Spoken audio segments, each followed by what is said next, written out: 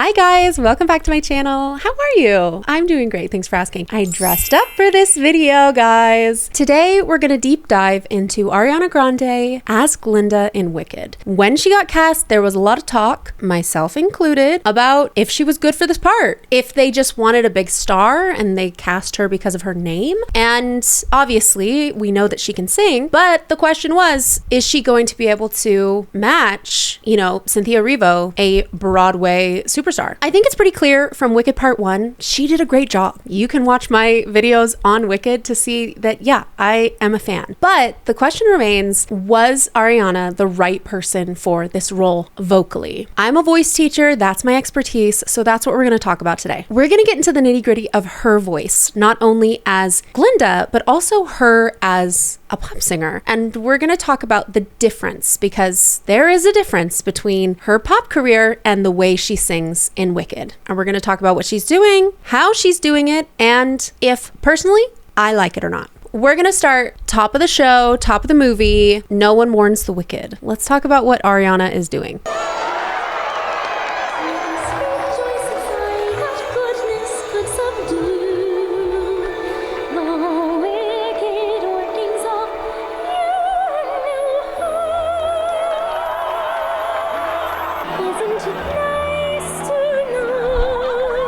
Okay, pause. I want to take a second to look at Kristin Chenoweth, the OG Glinda on Broadway. She originated this role, and many Glindas have made it their own since then. But I want to just see what she's doing. I love the bubbles.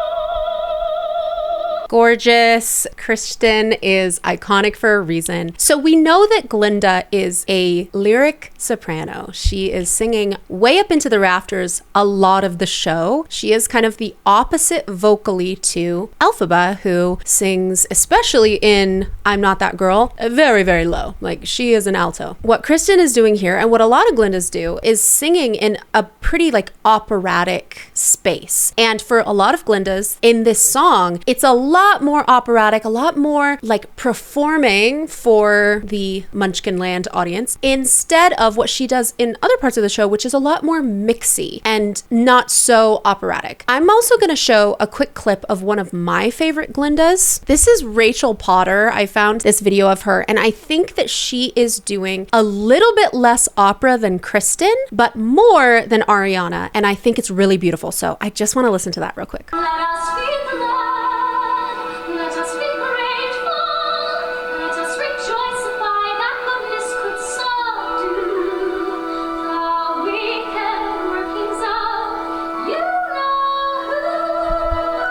That, I love her little sigh, that slide on subdo, very cute. So here are just some examples of what we're working with. Now, going back to Ariana's performance, the first thing is that as she's coming down from the bubble, she is already singing, and it's very floaty, there's a little bit of reverb on it.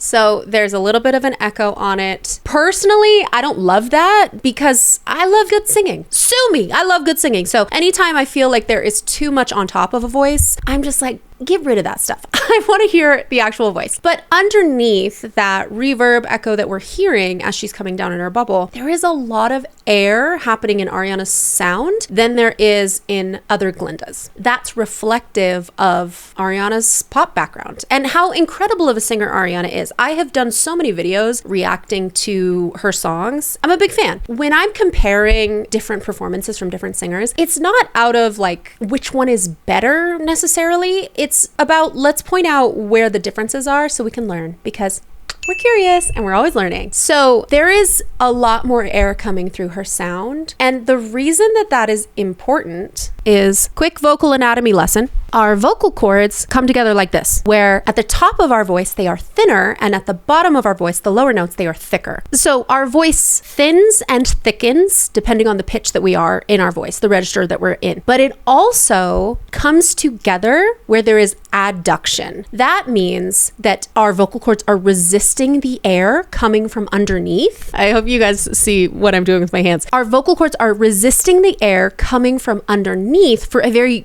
beautiful, clear sound. When our vocal cords come together a little bit lighter with less adduction, then some air escapes. And that's not necessarily a bad thing. We add that into pop music all the time, or into musical theater moments where you might have a little bit more emotion and you want to show that more with some air. It's not a bad thing. But what we want to make sure is that when there is air escaping, it is intentional and it's something that we can take away or add as we see fit, as we like. Add a little seasoning. We want to make sure it's not a bad habit, because a lot of air coming through your vocal folds, especially when they're really, really thin at the top of our range, that can be actually really irritating to our voice. So I am hearing a lot of air coming through Ariana's sound. It is lovely. It's very, very pretty. Ariana has always been a soprano. I think that this range is really good for her, but there's a lot of air.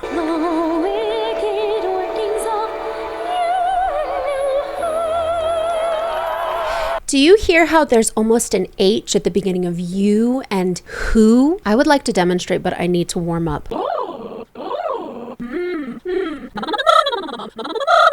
Okay, that's good enough. Let's see if I'm warmed up enough to demonstrate what I'm talking about here. The wicked workings of you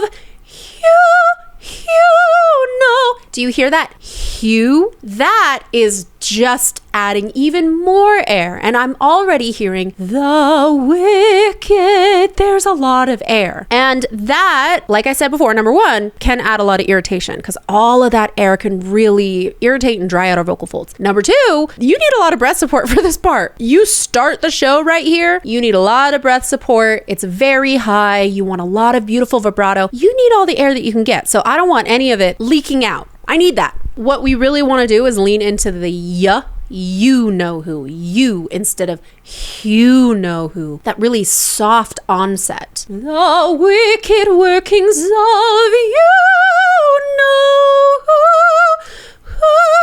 Get right to the vowel there. It's not perfect. Don't come for me. I'm just trying to demonstrate as best as I can. My voice is getting higher and higher. I love Glinda, so I'm a little nervous. The holidays are my favorite time of year, but let's be honest, they can also bring complicated feelings between travel, family, and seasonal depression. Catch me in front of my happy light.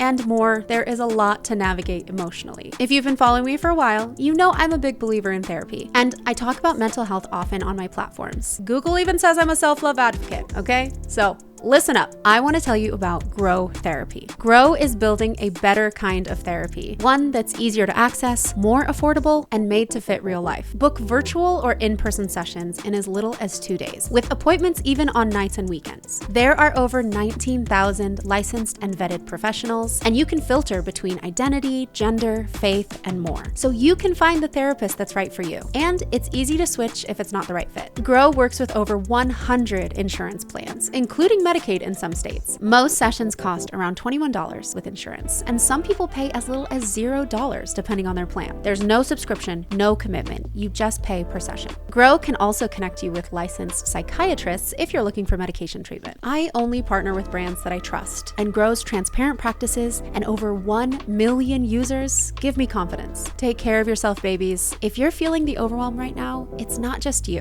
You deserve a better type of therapy, and that's Grow Therapy. Go to growtherapy.co/Hannah Bales or scan the QR code on the screen to get started with therapy that fits you. Thanks again to Grow for sponsoring this video. Now, this next part, isn't it nice? Oh, this is the part where I want to hear more mix, a little bit more grounded into our foundation, our chest voice. This is not in our chest voice, but we really need to stay grounded and rely on our foundation that we cultivate in our lessons where we work on that chest voice. Glinda isn't in her chest voice very often, but when she is, we really have to take advantage of that. So back to Rachel Potter for just a second. Listen to her when she gets into, isn't it nice to know. You can hear that it's really sparkly with the resonance up here, and it has a lot of resonance. Some people call it spin. I like to call it sparkle because that's cuter. Whatever you want to call it, it's gorgeous.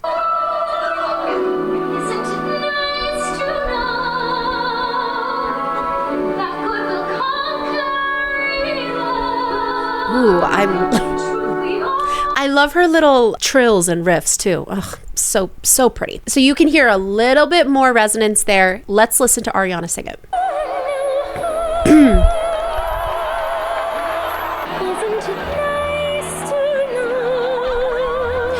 Isn't it nice to know? There's a lot of air escaping. And when we're mixing, we love vowels like N and M. Oh, they feel so good because if you do that, or you can feel the resonance. You can feel it kind of tickle your lips a little bit. The resonance is up here. We love those vowels. So when she sings, isn't it nice? I want to really lean into the nice to know. There's a slight internal smile as you're singing that. So if I was singing nice, that is not bad, but that's very operatic. That's a little bit more what we want at the very beginning. But now we're in this really mixy range and I want a tiny bit more nice. She's a princess. Isn't it nice? Nice to know. That is really what I'm looking for here. I want to give like a quickie disclaimer. I think Ariana Grande did a pretty nice job as Glinda. I think she definitely surprised me. And you can tell that she has wanted this role for a very, very, very long time, since she was a little girl, because she knows Glinda's character inside and out. And we're going to talk about that a little bit later. I laughed so many times at her choices. Like, I love her as Glinda, but we're going to talk about her vocally. And this isn't criticism.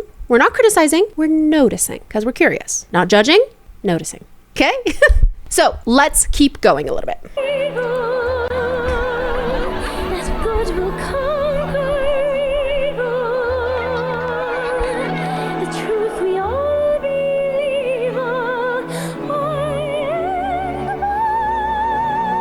Beautiful.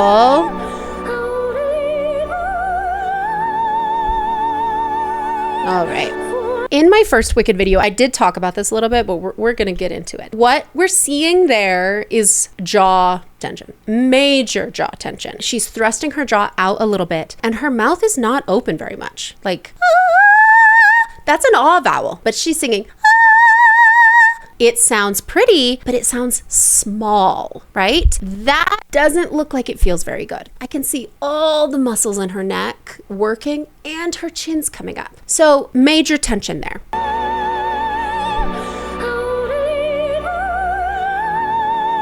It sounds pretty. It sounds pretty, but we have a lot of tension and a lot of air. I would bet $1 million if I had it. I don't have $1 million. I would bet $50 that didn't feel very good to her. The excess air and the tension all coming together. It's a lot. Let's listen to Kristen Chenoweth sing that part.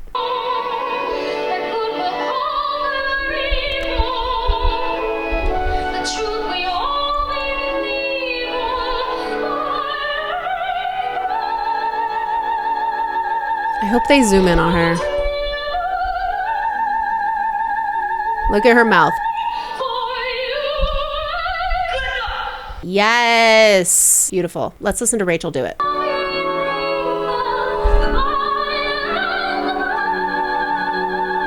Gorgeous. She's making it look very easy, okay? These are professional Broadway singers and they're doing a great job. No jaw tension, chin is dropped, and she's just floating. She's just cruising up there. It's absolutely gorgeous. It's honestly angelic. Ariana, like I said, she sounds good. It does not sound bad at all. She's floating up there. She sounds great, but we have to talk about what she's doing vocally. That tension is poor girl. That's hard. Let's keep going.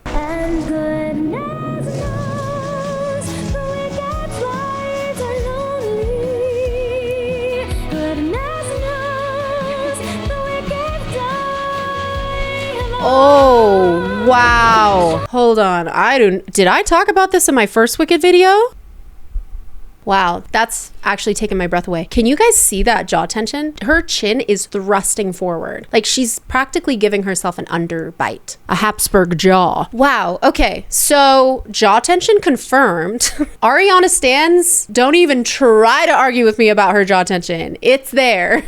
All I can say about that is that does not feel good. But what I always want my students, and that includes all of you, what I want you to know is that everything in your voice happens for a reason. Every single thing, every bad habit, every tendency, every coping skill that you are doing in your voice has a reason. And it's important that we look at voices like this so that we don't judge them from like a moral standpoint, that we're like, oh, she's a bad singer, she can't sing. It's like a moral judgment against her. No, what she's doing here is she's struggling a little bit with the strength in her upper range. So where the vocal folds are thin, remember, they're barely touching. When we get high into our upper register, our vocal cords can be as thin as like a hair. Like they are barely touching. So it takes a lot of control and strength to sing up there with those itty bitty vocal folds and not let air escape. So she is struggling with a little bit of losing control up on the top. And so she is thrusting her jaw out, which is giving her a little bit of lift here, which means her external muscles in her throat are helping her vocal folds get as thin as they need to be. That's what's happening. And a lot of these things that are happening in our voice are happening without us knowing it. That's where voice teachers come in to help us call attention to what's going on. Because from a singer standpoint, she might just be like, yeah, I'm feeling a lot of tension up on the top. From a teacher standpoint, it's our job to say, I can see where that tension is coming from. Let's help strengthen these other areas of our voice so the tension doesn't have to work as hard. No pun intended. But for those external muscles, they are helping. They're doing their best. And you know what? It's working for her. It is getting her up there, but there is an easier way. She can sing with way less tension and way more resonance and connection up on the top with a little bit of help. Also, let's see. And goodness knows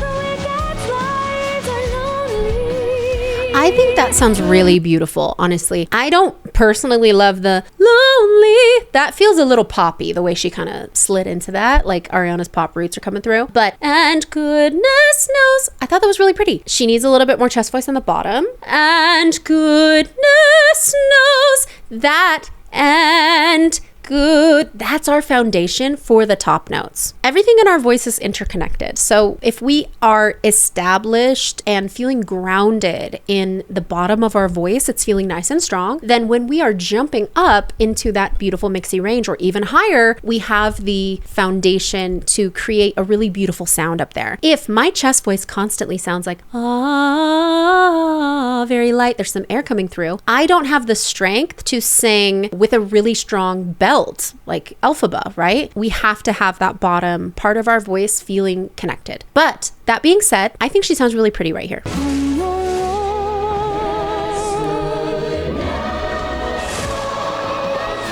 That little girl is so cute. I really like that part. That's in her chest voice, but she is not singing it in her chest voice. She's singing it in her head voice. Only on your own. We need only on your own. Let's go back to our girl. So sparkly, holy moly.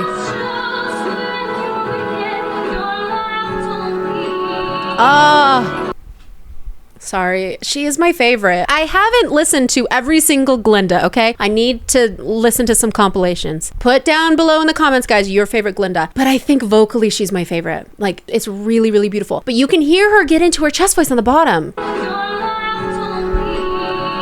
Oh, only. And it still has that beautiful, like, Glinda sound, right? We're not looking for anything dark, like when Elphaba sings No Good Deed. Only. It's not heavy, which is totally appropriate for Elphaba at times. It's only, but there's chest voice there. There's chest resonance. It's gorgeous.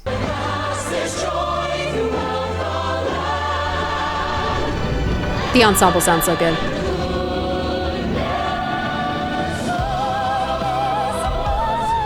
Before she even sings one note, she thrusts her jaw out. You can literally watch it happen.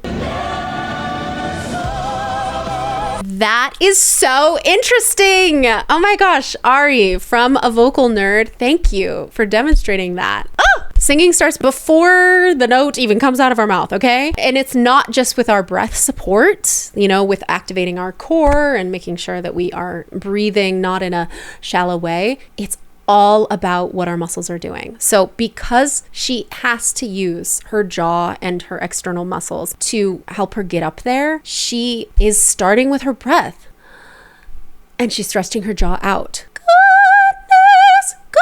Now, that is really freaking high, okay? This is really difficult. This is crazy high, and she's singing it really well. She's doing it. But we're here to notice, and we're here to like vocal nerd out together, okay? So that is so interesting.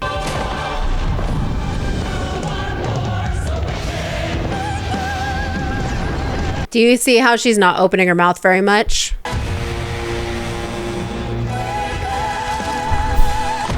Okay, we're not seeing what her mouth is doing, but what I am hearing in the vowel is she's singing wicked. There, instead of an eh, which is actually a very beautiful vowel to sing up on the top, because everything kind of morphs into an ah when you're up there. Everything's very, very open.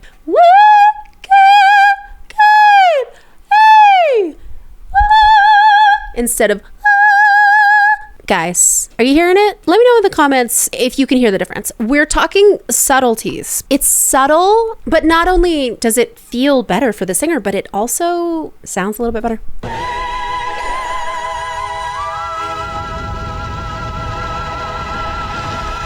Beautiful. I love that she opts up to that E6 at the end. I just love that. Okay, so there we have No One Mourns the Wicked. Now let's go into popular. I didn't want this if it meant I weren't right for it, because I wanted the reason why I landed this role to be performance-based. I wanted to earn it. We have this little clip of Ariana talking about how much she loves Glinda, and you get to see clips from her audition. And I really love that you get to hear John M. Chu talk about how he straight up says, like, no, I was not going to cast Ariana Grande. And she came in and she auditioned and he was really blown away. And I think that that says a lot about like the fact that she got this part because she was great. She was really great at it. This is not an example of like star casting, you know? They didn't cast her because she has a huge name. They cast her because she's great. I think we need to be realistic and say that the name is an added bonus, but it's really cute to see her audition. I do want to point out, we don't know what's going on behind the scenes in this like interview clip, but you can tell her voice is really fatigued. Because I wanted the reason why I landed this role. So she's speaking up here, which I think is Ariana's natural speaking voice, probably very similar to mine. We're both sopranos. If I start talking down here, there is gravel in my voice, and you can tell that that's not very natural for me, right? Down here. Very fatiguing for my voice. Or if I talk up here, that doesn't sound natural either. And there are some times where I've heard her speak in interviews where I'm like, we're getting a little bit too much into character, but you can hear that her voice is really, really tired. So I would be interested, like, what is going on behind the scenes? I think that this was done on set. So maybe an indicator that this is very vocally difficult for her to sing. Our Glinda the Good in the Wicked freaking movie. I love her so much. I'm gonna take such good care of her. Thank you so much. That's my favorite part, where she says, I'm going to take such good care of her. And I think she really, really did. I know we're here to talk about the voice, and that's where I'm going to keep my focus today. But genuinely, I just think that even if you had never heard Wicked before or knew the story, she just knows the character really well. It's hard to reinvent the wheel, to like play a character. And I'll say the same thing for Cynthia Erivo. It's hard to play a character that has been done so many times, and try to make it new and unique to you. And I think she did a really, really good job. I also like Glinda with the long hair, and I think it's very pretty. Let's talk about popular. One of my favorite moments, and I did mention this in my Wicked video, is that when Glinda is like, I gave you a really good one, and then she flings herself princess style on the edge of her bed to sob. Elphaba looks at her with like she's humoring her, like she finds it endearing. I think that's so cute, because I think sometimes I've seen Elphabas kind of be like, roll their eyes, but it's just kind of adorable. I've decided to make you my new project. Well, you really don't have to do that. I know. That's what makes me so nice. Whenever ever I see someone less fortunate than I, and let's face it, right, who isn't less fortunate than I?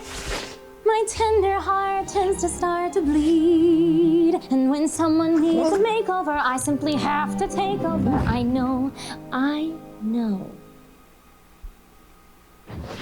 exactly what they need. Oh my god, I love it. Popular is about the character first. And I guess you could say that about like all musical theater. It's about the story first. We're just using song to tell that story. But I love that we get to see Glinda, you know, she has this moment to like run around the stage, be crazy, be silly and fun, and build this friendship with Elphaba instead of some of her other songs where she again tells the story really beautifully, but she parks and barks. She stands up on that stage when she sings Thank Goodness, which will be in the second movie, and she sings and you're like, dang, she can sing, right? And I love this character. I love everything she's doing. Like, it's just beautiful.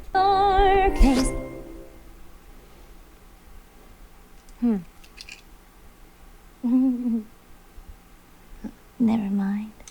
Yeah. Okay. He's right back on here. I love that. The toughest case I've yet to face. Don't worry, I'm determined to succeed.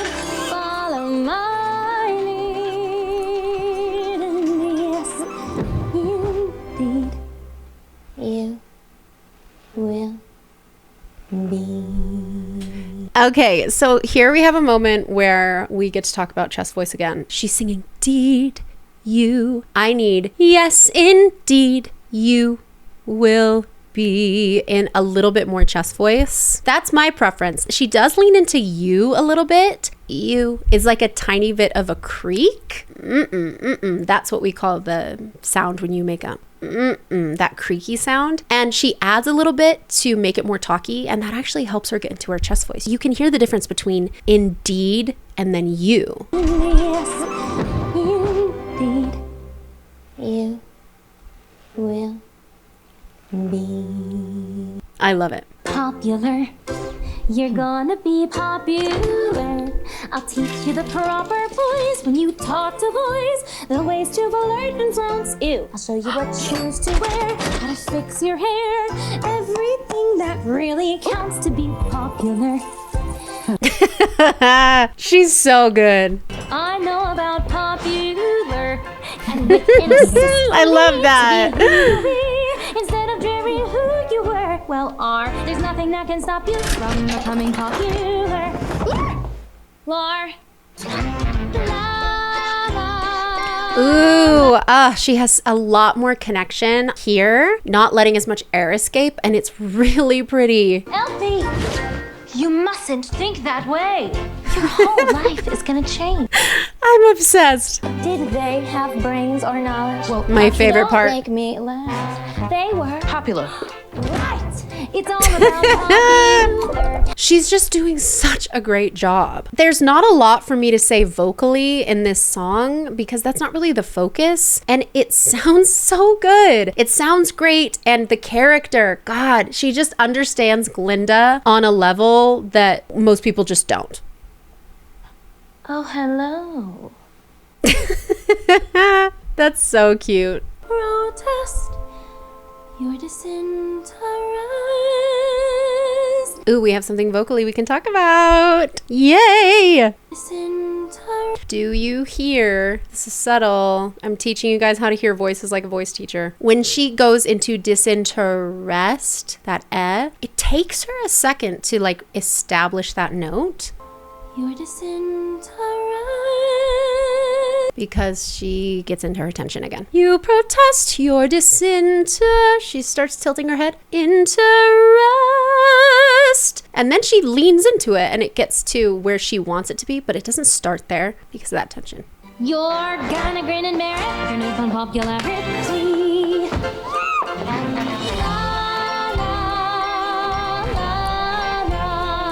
Beautiful.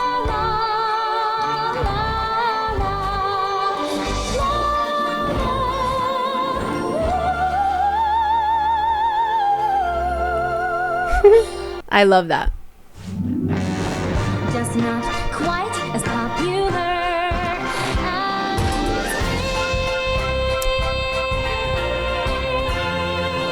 Oh my gosh, gorgeous. She sounds great. I know that I was really a little nitpicky in No One Mourns the Wicked, but that's just because I'm a vocal nerd and I like really, really like talking about it. Okay? That's why I have a YouTube channel, because I like talking.